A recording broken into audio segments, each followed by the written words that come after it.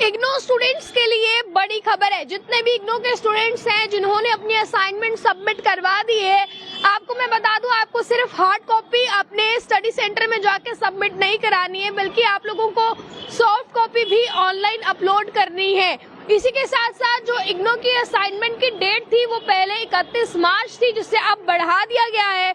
और बढ़ाकर कितना किया गया है मैं ये भी आपको बता दूं, फिलहाल 30 अप्रैल तक ये डेट को बढ़ा दिया गया है। मैं आप लोगों को बता दूं, जितने भी लोग इग्नो जून टीईई यानी कि टर्म एंड एग्जामिनेशन 2024 में पढ़ रहे हैं, उन लोगों के लिए जरूरी खबर है।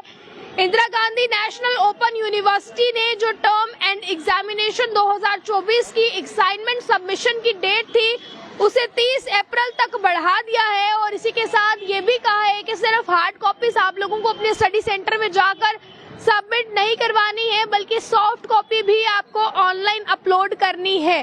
तो आप लोग इस चीज को ध्यान में रखिए।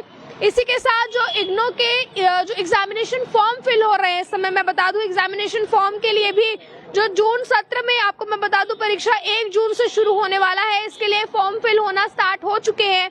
जून टर्म एंड एग्जामिनेशंस के लिए फॉर्म फिल जमा करवाने की अंतिम तिथि 22 अप्रैल तक की है। 22 अप्रैल के बाद जो आपकी एग्जामिनेशन फॉर्म फिल की डेट होगी उसके बाद वो खत्म हो जाएगी। आपको मैं इसी के साथ बता दूं, फिलहाल ये भी बताया गया है कि 23 से 25 तक जो है वो आप लोगों को परीक्षा फॉर्म आप भर सकेंगे 1100 रुपए से। और मैं आपको ये भी बता दूं कि फिलहाल अभी पर सब्जेक्ट के हिसाब से अगर आप एग्जामिनेशन फॉर्म फिल करते हैं तो 200 रुपया है, पर उसके बाद अगर लेट फीस आप लोगों को इसके ऊपर लग जाएगी तो 1100 रुपए इस पर आपको लेट फीस लगेगी। तो देखिए, आप ये चीज ध्यान में रखिए।